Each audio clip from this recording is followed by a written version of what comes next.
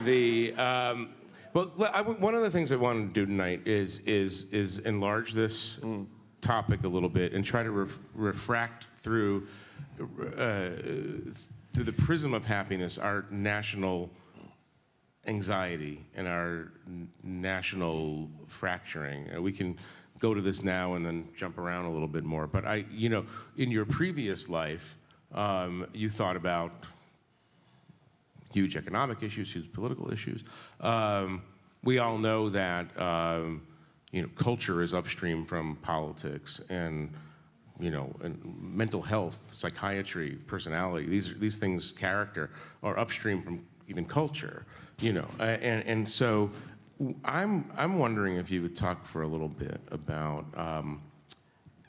why the country seems to be so collectively unhappy. And I get the pandemic is the obvious elephant in the room, but even without the pandemic, we still have a culture of contempt and a culture of derision and a culture of intolerance that I don't think really has ever existed the way it exists now.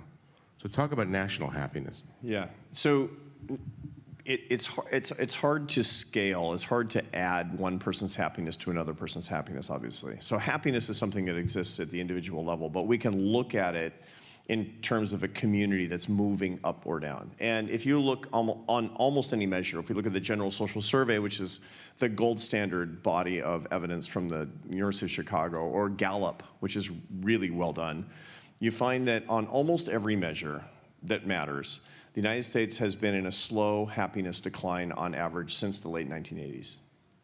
I don't want that to be true, and it doesn't make sense, because I'm an economist. And I look at the data and I say, look, GDP per capita has been rising. It's been rising differently in different quintiles, but every income quintile has been getting more prosperous. Literacy is rising. In general, most of the measures, economic measures at least, of human thriving have been increasing. And yet happiness has been declining. So what you're saying is Marx is wrong. Maybe Marx was right. Go on. Yeah. So there's two basic explanations for this. One is, as we talked about briefly this morning, and I'll talk about tomorrow morning a little bit more, there is the portfolio of happiness, of the habits of the happiest people. They all fall into these four big categories. There are 10,000 papers comparing happy people from unhappy people. And you can find a paper that asks whether you should use resistance training or cardio to be happier, but that's trivial. What really matters, if you boil the ocean of all of the literature, is that the happiness habits go into the categories of faith or philosophy, having a transcendental understanding of life that's bigger than the boring sitcom that is me, me, me. Family life, the ties that bind and don't break and you don't choose, and God knows you wouldn't in many cases. Friendship, I'll talk about that a little bit more tomorrow, and work in which you earn your success and you serve other people. Faith, family, friends, and work, in the vernacular, in a nutshell. And all four of those institutions have been in decline since the 1980s. And when you find the four things that are most correlated with happiness, and they're all in decline, it's an inescapable conclusion that we're doing something wrong. So then the questions are, what do we do? What do we do individually, as communities? What do we do as idea leaders? All of you who are really influential in your communities and workplaces, what can you do? What can the government do? That's a lot of questions about that.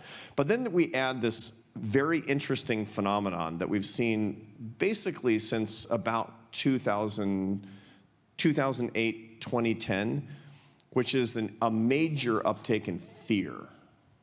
Fear is completely, it's incompatible with happiness. We need it, keeps us alive. I've mentioned this off and on in my column for the longest time. I mean, the limbic cessation of fear, implicating the amygdala, it's kept every single one of us alive on countless occasions in our lives. But when you have the chronic drip of the stress hormones that come from an uncertainty that's bred by a culture of fear, a cultural polarity of fear, you can't maintain a positive outlook in a society. It just can't be done. We are in a fear polarity. and people say, well, it's because of these politicians, but politicians are downstream from that. We select politicians that are our id, that are a reflection of the particular cultural polarity in which we find ourselves. And this is especially... Did we ever choose politicians from our superego, or was it always an id? Well, that's a good question, except that when we're in more of a positive love polarity, people will find leaders that actually act like leaders as opposed to followers. That let's just figure out what the most populist thing is. Let's figure out what we think people want us to say. There's a parade going down that street. I'm going to jump in front of it because it needs a leader. That's what happens when there's the current, like what we have in the current environment with polarization and populism, which is ultimately one of fear. That's really bad for national happiness. And that's what we want to change. Well, I want to stay on this for a minute and get a little bit more political, because in your previous life, you ran a prominent right-of-center think tank. You understand Republican politics extremely well. You're close to a lot of people, or have been close to a lot of people, including people who have changed, seemingly, over the past several years. They became an enabler of someone that, you know, I'm just going to move on. What are you saying? I'm trying to be I'm trying to be nonpartisan about this, because it's obviously deeper than party on the one hand. On the other hand, you have institutions, media institutions, political institutions that derive great benefit right now from, let me put it as bluntly as I can in this case, scaring elderly white people about change that is coming, creating fear among elderly white people that the country that they know and love is being taken from them. Right? And I don't think that this is something that's happening on both sides of the aisle. Obviously, Democrats also can play all kinds of games with information and people, but it's not the same thing right now. And you come from that world, and you're talking about fear as being the opposite of happiness or whatever, or prohibiting happiness. What happened? You know, how did it go? I mean, I'll put it even simpler. Ronald Reagan was the sunniest president we've had in a very, very long time. How did it go from Ronald Reagan to American carnage? Yeah. I didn't do it. So, and when we're talking about fear, or in elderly white people, for example, I mean, I sit on a college campus, and I see colleges all over the country that have gone from, you know, deep intellectual ferment to some combination of vo-tech and activist training grounds. They're not interesting in the same way, and a lot of it has to do with fear. You know, I see students on elite colleges all over the country, northeastern colleges in particular, where fear is being instantiated by baby boomer faculty and administrators to recruit child soldiers into a culture war. Look, there's a big problem across our country right now. And no matter where you are, sort of on the political spectrum, there's plenty for us to regret. And that regret will... But I'm not asking about Harvard, I'm asking about Fox News. Okay. This will translate into progress only when we're willing to stand up and call it out on our own side. Because you can't, look, moral courage, my father used to tell me, who's a great man, moral courage is not a question of standing up to people on the other side. That's actually pretty easy to do. We call it moral courage in a climate of fear. Real moral courage is standing up to your own side on behalf of people on the other side. Because that's how you lose friends. Totally. But that's not what we do in a climate of fear, because of whom are we most afraid? We're most afraid of the most radical people on our own side. That's how culture wars work, right? That's when we're freaked out. And so when you look at, you ask about, you're essentially saying, what happened to the Republican Party? People that seemed relatively reasonable in the Republican Party are freaked out by the radicals on their own side, because cancel culture is no joke. And I'm on college campuses, and I'm looking at my colleagues as academics across the United States are largely classically liberal progressives, which means that they have truly Enlightenment values and really want a competition of ideas, but they're afraid of radicals on their own side. This is normal. This is normal because we don't want to be cast out into the outer darkness. We don't want to be wandering the tundra. We have, it's very interesting, this new brain science research that's showing that, that it's so extraordinary how parsimonious the human brain is, where we process in the anterior cingulate of the brain. It's the same part of the brain that processes physical and social pain, particularly from exclusion. It's like having somebody cut you with a knife if you're going to be socially excluded. Being ostracized is like being killed. Being ostracized is like being mortally wounded, and we will avoid it at any cost. That's why we're so afraid of people on our own side.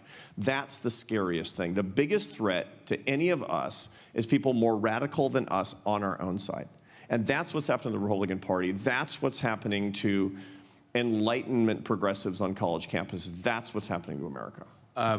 How do you solve for that in a climate of global instantaneous communication across social media?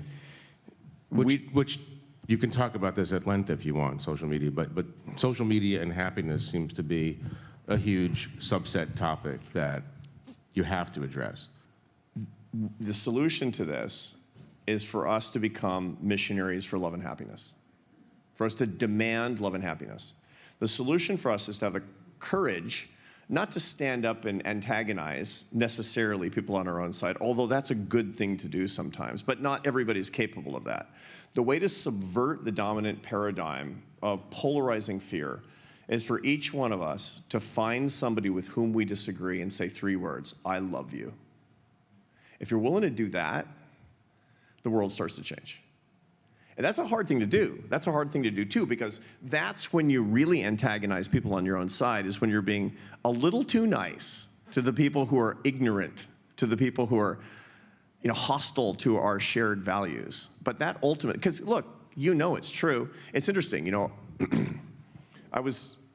I study something called motive attribution asymmetry, which is just a fancy way of saying when you have an intractable conflict between 2 groups, inevitably, if the conflict between the 2 groups is hard to resolve, whether it's the Middle Eastern conflict, or the Rwandan genocide, or the Balkans, or any divorce, what they all have in common is both sides say, I love, but they hate. And that's a mistake, because you can't be both motivated by hatred and love simultaneously. One side is in error, usually both, which is a huge opportunity, because what that means is that there's a communication problem. This is how, marriage therapists who are worth their salt, they can bring a couple back together again by simply having them understand that the other person actually loves them. This is John Gottman of the Gottman Marriage Laboratory with his wife Julie, and he's brought thousands of couples back together again. This is the premise that he works on his work. So it's so interesting when you actually see motive attribution asymmetry in action in American politics, because it's as high, that phenomenon is as high in the United States between Democrats and Republicans as it is between Palestinians and Israelis right now, literally measured by the same metrics. So when I was giving a talk for 600 conservative activists in New Hampshire, and this is in 2014, it's a long time ago. And I had this thing on my mind. Can I see an example of this? I got there a little bit early. It was a rally. And I'll say yes to any speaking engagement, obviously. And it was like 3-cornered hats and the whole thing. It was like wild. And it was 15 presidential candidates and me. And nobody's mistaking me for presidential candidate, because America's not ready for a bald president. And I thought this is a mistake, but there's no mistakes, right? And I listened, they were doing they all wanted to be for the Republican nomination, evidently, obviously. And they were throwing raw stakes into the audience. They were doing what politicians always do, which is, you're right in all the things that you think, and the people who aren't here, who are not invited, who probably wouldn't feel safe, quite frankly, they're stupid and evil and hate America. And you can find it at left-wing rallies or right-wing rallies, it's all the same. And so I thought to myself, what can I do that they can't do? And the answer is, I can say anything I want, because I don't need votes. So I said a little prayer, and I gave my talk, and it was about policy or something. But then I said, and I want you to remember, you've been giving applause after applause to these people telling you that you're right and the other side is stupid and evil. But I want you to remember something. The people they're talking about are your neighbors. And they're not stupid and they're not evil. They're just liberals who disagree with you on politics and policy. And if you want to persuade them, which should be your goal, because newsflash, nobody in history has ever been insulted into agreement. If you want to persuade them, don't use your values as a weapon. Use them as a gift. You have one thing that will do that, and that's love. It was not an applause line. But this lady yells out, she gets the applause, not me. She yells out, actually, they are stupid and evil. She was joking. She wasn't trying to repudiate me or hurt my feelings. But at that moment, it all became clear to me. That was an example of motive attribution asymmetry. And the reason that was morally clarifying for me is because that lady was talking about my mother. I grew up in Seattle. My father was an academic, my mother was an artist in the most liberal city in America. What do you think my family's politics? I was the black sheep of the family. I was the oddball. They thought it was like, do we drop him on his head? I mean, when I was in my 20s and I was having these weird ideas about capitalism and foreign policy, one night my mother, she was acting all stressed out and tense. We were making dinner and she says, I said, what's on your mind, Mom? What's on your mind? And she said, your dad and I are very worried about you. And I said, what is it? She said, I want you to be completely honest with me, and I can handle it. Have you been voting for Republicans? Here's the thing. I mean, this is the solution to what we need, is to remember. I mean, look, all of us here. How many of you love somebody with whom you disagree politically? That's, I don't know, I can't see. It's 100%. Let's round it off. The rest of you are on your phones. If that's true, why are you putting up from some knucklehead on your side insulting your sister-in-law? You know it's not right. And it's time to start standing up for your sister-in-law, notwithstanding the fact that she voted wrong.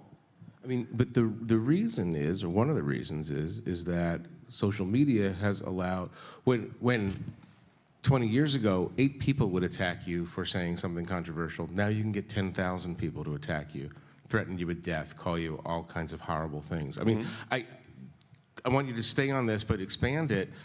Is happiness at a national level possible in this toxic communication environment?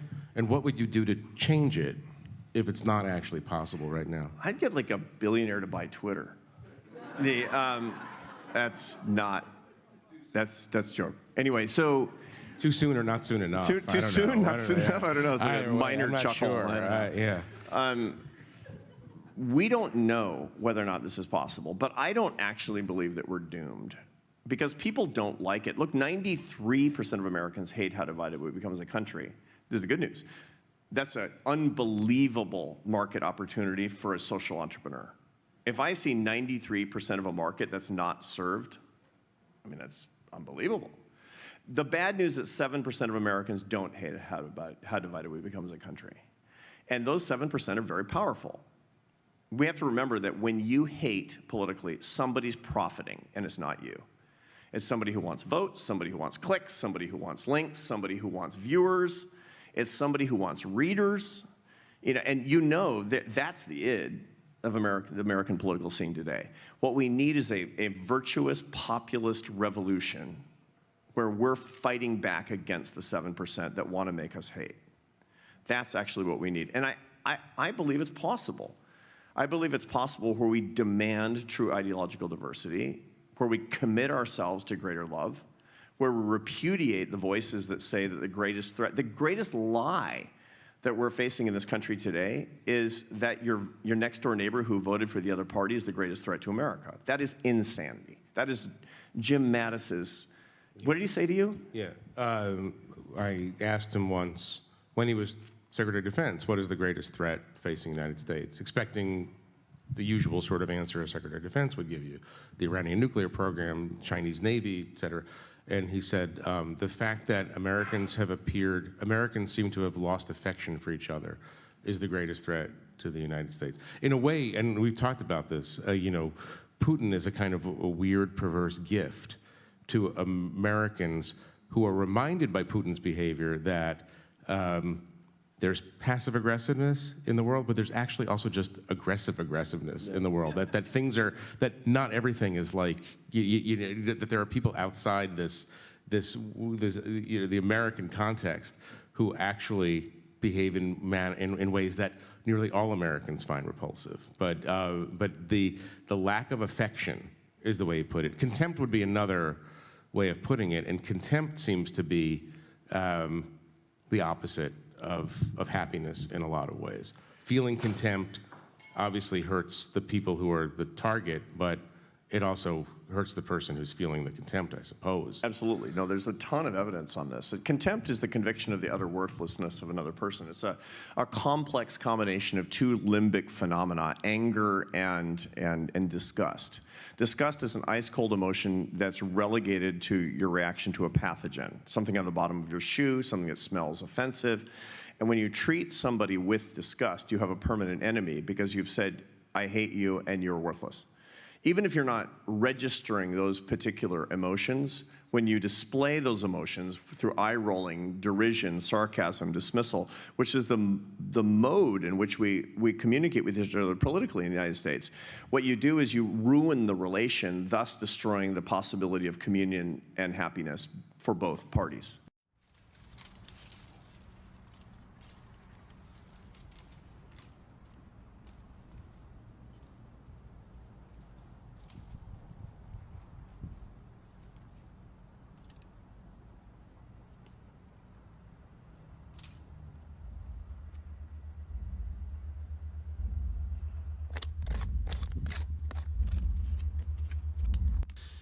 من قبل از شروع پاسخگویی به این پرسش‌ها میخوام یه تذکار در مورد موضوع نشست و پرسش اصلی بدم.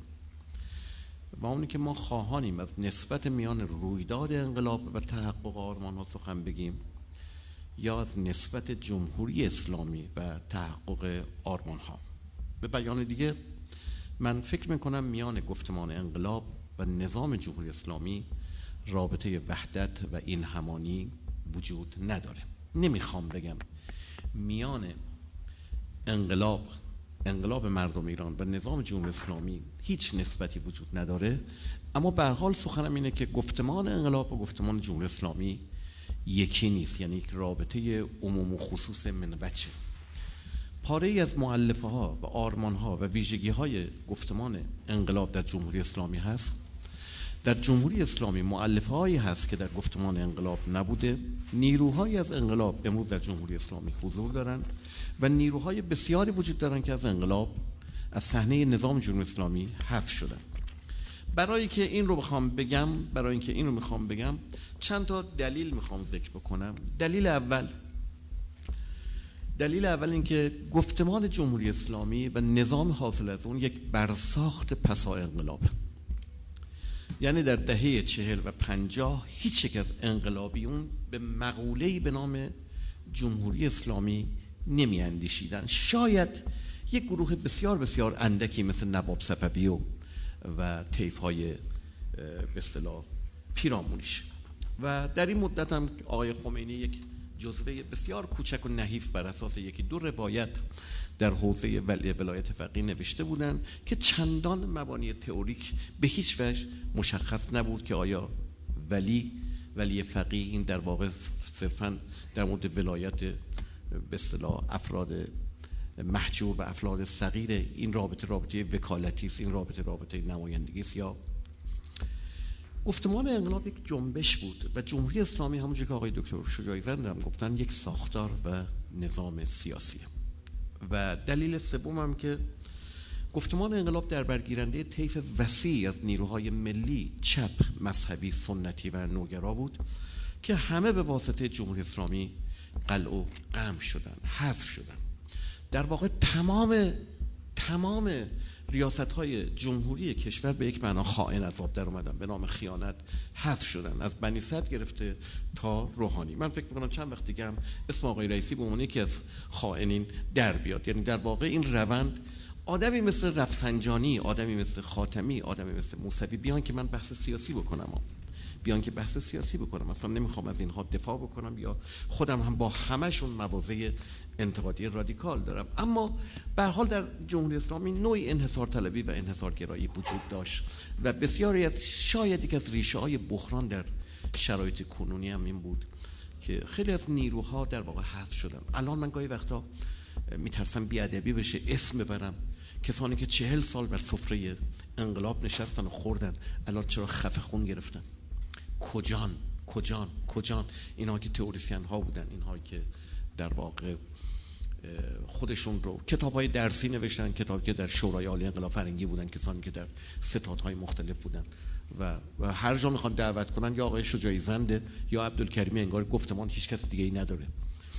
به هر حال امروز علی مونده و حوزش با نفی بیشتر نیروهای من جمعه عروسیه که آخوندزاده بودم که دوستان روحانیم و بسیار از روحانیون بزرگ در اونجا حضور داشتن و همه اونها رو من دیدم چطوری همه اینا جزو نیروهای انقلاب و فرزندان خمینی بودن و امروز همه خانه نشین شدن. این نتیجه و پیامد بحث من در تفکیک گفتمان انقلاب و گفتمان جمهوری اسلامی یک نتیجه مهم داره. اگر بپذیریم که گفتمان انقلاب و گفتمان جمهوری اسلامی در واقعی وحدت و این همانی نداره، لذا همه انتقادات به جمهوری اسلامی وارد نیست. یعنی باید سوال رو اینطوری مطرح کنیم: آیا گفتمان انقلاب به تحقق آرمانهاش رسید یا نه؟ و لذا عدم نیل به آرمانهای انقلاب مقصرش فقط جمهوری اسلامی نیست. تقریبا اکثر قریب به اتفاق در این وضعیت سهیم هستند. و اگر راجع به گفتمان انقلاب صحبت بکنیم، حتی من میتونم بگم انتقاداتی که به انقلابیون در دهه 40 و 50 مطرح بود، امروز به انقلابیون امروزی، حالا تعبیر انقلاب رو نمیخوام به کار برم، تسامحاً دارم به کار میارم، امروز هم بچه‌هایی که خواهان انقلاب هستن، یعنی خواهان سرنگونی جمهوری اسلامی و روی کار آوردن، به اعتقاد من در واقع همین انتقادا که به ما وارد بود در اون دوره امروز به این بچه‌ها هم وارده. در واقع من در اینجا دارم با گفتمان جمهوری اسلامی یه معامله میکنم، یا با گفتمان جمهوری اسلامی میپذیره که با گفتمان انقلاب یکی نیست و وحدت و این همانی نداره، لذا بخش کوچکی از انتقادات به جمهوری اسلامی برمیگرده و بخش دیگری از انتقادات به گفتمان انقلاب برمیگرده. اما اگه جمهوری اسلامی بگه من با گفتمان انقلاب یکی هم، بس در واقع تمام انتقادات و فریادهامون باید بر سر به دلیل ناکامی به اصطلاح آرمان‌ها رو بر سر جمهوری اسلامی وارد بکنیم. به هر حال من خواهانم در خصوص گفتمان انقلاب و دلایل ناکامیش بیشتر صحبت بکنم و در این پیکچر، در این تصویر، در واقع ناکامی‌های جمهوری اسلامی رو هم در این ساختار بررسی کنم. من معتقدم پاسخ مثبت یا منفی به این پرسش که آیا گفتمان انقلاب و به تبع اون جمهوری اسلامی به آرمان‌های اولیه خودش دست پیدا کرد یا نه، بیشتر یک بحث سیاسیه، بیشتر یک رجزخونی سیاسیه. من معتقدم مسئله بنیادی‌تری از این پرسش هست. ما باید به فهم تاریخی موقعیت خودمون نائل بشیم. یعنی اینکه در دیروز قبل از انقلاب در چه موقعیت تاریخی بودیم و این موقعیت تاریخی چی بوده که امروز ما اینجا قرار داریم. اگر این رو نفهمیم، این که بگیم زنده باد جمهوری اسلامی یا مرگ بر جمهوری اسلامی، باریکلا جمهوری اسلامی ما رو چه دستاوردهای عظیم داشته، یا در واقع بگیم مرده‌شور جمهوری اسلامی رو هیچ دستاوردی نداشته، بدون فهم موقعیت تاریخیمون اساساً یک بحث سطحیه.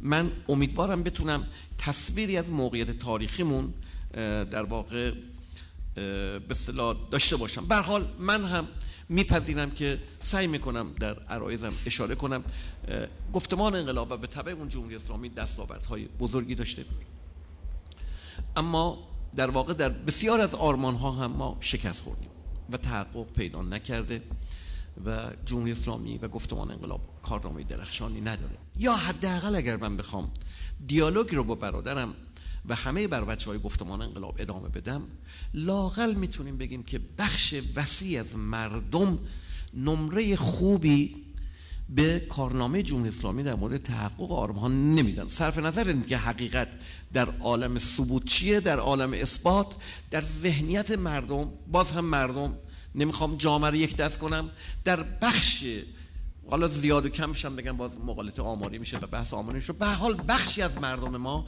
نسبت به وضعیت موجود ناراضی‌اند و احساس نمی‌کنند که به تحقق آرمان‌ها دست پیدا کردن. به هر حال حرف من اینه که ما نباید سیاه و سفید ببینیم. تاریخ انقلاب و تاریخ جمهوری اسلامی یکسره سفید و روشنایی نیست. تاریخ انقلاب برخلاف آنچه که امروز در ذهنیت بسیار از جوانان شکل گرفته و آنچه که به خصوص فضای مجازی گرفته، تاریخ یکسره سیاهی و نقطه ضعف نیست. اما سوال، چرا انقلاب ما به یک چنین روزی افتاد؟ دلایل عدم تحقق اکثر آرمان‌های انقلاب چی بود؟ نکته اول، انقلاب ایران از همون آغاز در افق روشنی حرکت نمی‌کرد. آنچه که امروز در کف خیابون هم می‌بینیم، بچه‌های جوان ما که امروز اعتراض دارند، به هیچ وجه افق روشنی برای اونها وجود نداره. انقلاب ما با احساسات گرایی به شدت عجین بود و امروز جنبش کف خیابان هم به شدت با احساسات گرایی در واقع عجینه. در دوران انقلاب نسل من میدانست که چه چیز رو نمیخواد، اما به درستی نمیدانست که چه چیز رو میخواد و من فکر میکنم بچهای کف خیابون هم امروز در واقع میدونن، حالا میدونن باز داخل اپوخه میکنم، احساس میکنن که چه چیز رو نمیخوان، ولی وقتی میخوان بگن در بچه ایجابی باشه، به نظر من بسیار بسیار این جنبش فقیره. انقلاب ایران همچون نهضت‌های مشروطه و نهضت ملی بیشتر یک نهضت سیاسی و مبتنی بر ایدئولوژی‌های رنگارنگ مدرن بود، همچون ناسیونالیسم، دموکراسی خواهی، سوسیالیسم و غیره. و البته امروز هم یک چنین فضایی وجود داره. البته ایدئولوژی وجود نداره و ما در یک فضای نیهیلیستیک قرار داریم. هیچ آرمانی برای نسل انقلاب روشن نبود. میگفتیم آزادی، فهمی از آزادی نداشتیم. میگفتیم عدالت، فهمی از عدالت نداشتیم. میگفتیم حکومت قسط، تصویری از جامعه‌ای که مبتنی بر قسط باشه نداشتیم. میگفتیم حکومت عدل علی، واقعا نمیدونستیم حکومت عدل علی چگونه چیزی خواهد بود. میگفتیم اسلام، این اسلام برای ما معنای مشخصی نداشت و البته همکنونم چنینه. نه برای خود انقلابیون، نه برای خود نظام و نه برای معترضین و انقلابیون جدید هیچ کدوم از مفاهیم به اندازه کافی الابوریت نشده، به اندازه کافی چکشکاری نشده. اگر انقلاب اکتبر رو دارید، اگر کتاب منیفست مارکس رو مربوط به 1848 بدونید و انقلاب اکتبر رو مربوط به 1917، تقریباً 70 سال 69 سال 70 سال فاصله وجود داشت، ولی در این مدت لیترچر خیلی عظیمی شکل گرفته بود. اگر انقلاب اکتبر رو دارید، شما قرن به اصطلاح دوران روشنگری اروپایی رو دارید، به اصطلاح از رنسانس گرفته به هابس و ماکیاولی میرسید و بعد به دوران از تفکر دکارتی میرسید تا کانت و لایبنیتس و در واقع تا هگل. یک پشتوانه عظیم فکری وجود داره.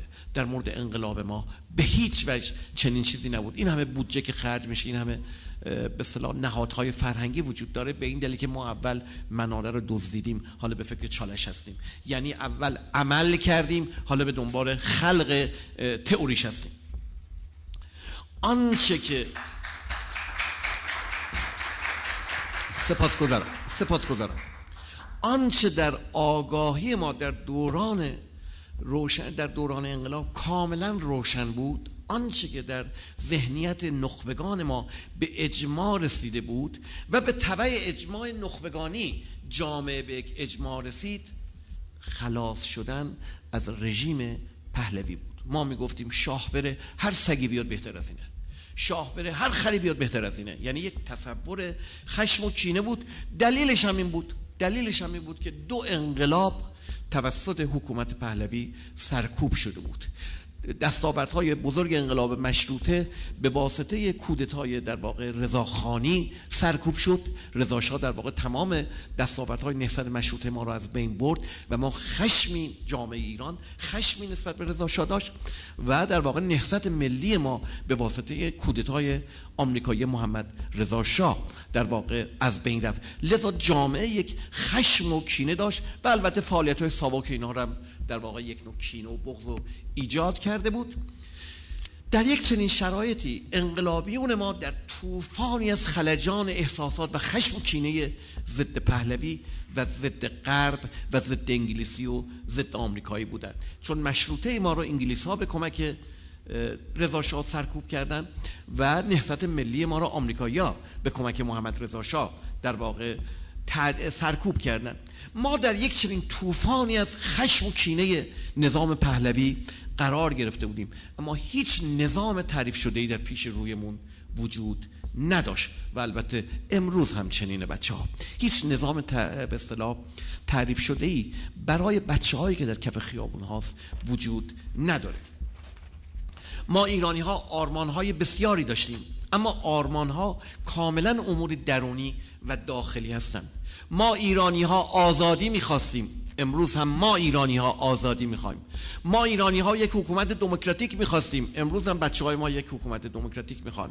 ما ایرانی‌ها یک جامعه عادلانه می‌خواستیم، امروز هم بچه‌های ما یک جامعه عادلانه می‌خوان. نه انقلابیون اون روزگار و نه برای بچه‌های عزیز من در جهان کنونی، در شرایط کنونی هیچ موقع به این نکته توجه نکردن که آرمان‌ها صرفاً امری درونی داخلی نیستن، بلکه زندگی و جهان ما امری بین المللی و امری جهانیه. جهان عبارت از کشور ایران بر روی کره زمین نیست. ایران در یک جغرافیا قرار داره، ایران در یک نظام جهانی قرار داره و این نظام کدخدایی خودش رو داره، این نظام قواعد بازی خودش رو داره. به هر حال چه در گذشته، چه خودمون میخواستیم و چه نمیخواستیم، خواه ناخواه جامعه ما با نظام جهانی و بین‌المللی روبرو میشد و امروز هم چه بخواهیم و چه نخواهیم ما به نظام جهانی و بین‌المللی روبرو هستیم. در دهه 40 و 50 شمسی آرمانخواهی انقلابیون و جامعه ایرانی بدون توجه به وضعیت جهانی بود، بدون توجه به جغرافیا بود و بدون توجه به وضعیت ژئوپلیتیک ایران بود. فکر کردیم که شاه رو سرنگون میکنیم، به عدالت میرسیم، به آزادی میرسیم، به همین راحتی. و امروز بعضی جوانهای ما فکر میکنن که اگر جمهوری اسلامی رو ما ساقط بکنیم، فرداش ما به آزادی میرسیم، به در واقع یک حکومت عادلانه میرسیم.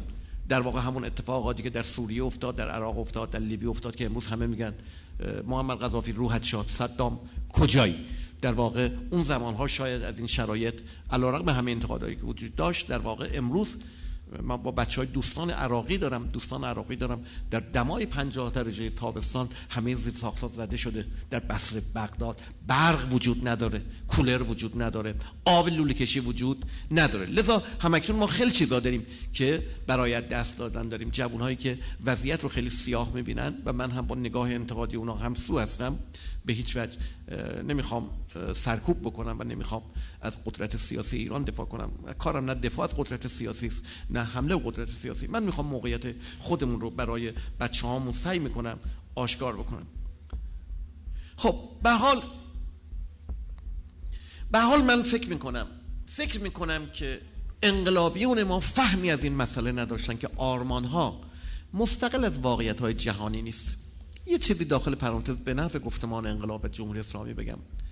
جمهوری اسلامی بعد از تجربه جنگ فهمید که آرمانها در جهانی که به اصطلاح توهی از قدرت‌های جهانی باشه تحقق پیدا نمی‌کنه. اما روشنفکران ما و کنشگران سیاسی اجتماعی ما و معترضان ما هنوز به این نکته واقف نشدن.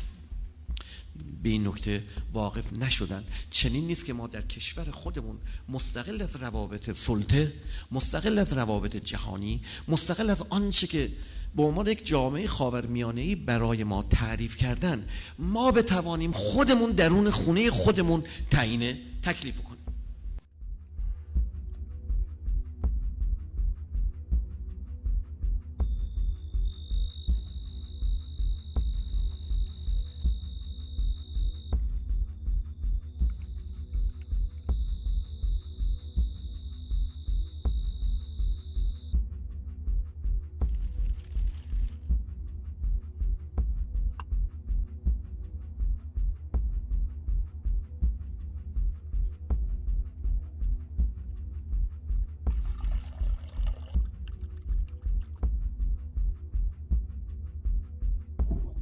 تک تک این کسب و کارهایی که تو ایرانن، توی اون پازل شبکه ملی اطلاعاتن، دارن 2 تا کار مهم میکنن. یکی این که اولا با وجود این تحریما دارن سعی میکنن بین المللی کار بکنن و خود این یکی از چیزاییه که باعث میشه که اون دره بسته نشه، باعث میشه که اون کره شمالی دیجیتال اتفاق نیفته.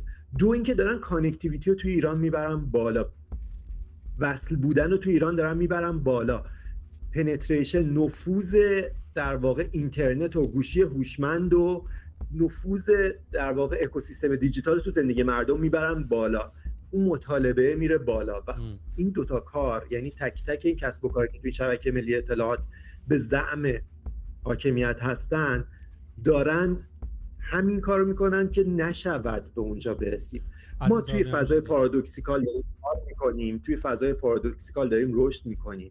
ببین تو به من میگی اصلا آروانو بذار کنار، من خیلی وقت آروانو گذاشتم کنار، دارم راه میرم به این فکر میکنم که آیا دارم جای درستی راه میرم یا نه، دارم غذا میخورم، دارم فکر میکنم که دارم غذای درستی میخورم یا نه. یعنی اصلا بحث آروان، بحث نمیدونم یک کسب و کار نیستش. الان واقعا این که ما کاری که داریم میکنیم تو هر حوزه‌ای اخلاقی هست یا نه، به نظرم بحث معتبریه. یه کسی، یه اندیشمندی که مثلا یه نظر مخالفی داره ولی میره تو همین سیستم مثلا کتاب چاپ میکنه، درست؟ آیا داره کار درستی میکنه یا نه؟ این بحث پیچیده یه ها. میره مجوز از مثلا چه میدونم ارشاد میگیره، درست؟ اصلا نره چاپ نکنه. من اونجایی که گفتم این مثال چاقو غلطه اینجاست. من میگم ما مدادیم، با مداد نمیشه کار بدی کرد. میشه ها، چه میدونم جوکر رو نمیدونم اون یکی چی بود جان ویک مثلا با مداد آدم میکشن، درست؟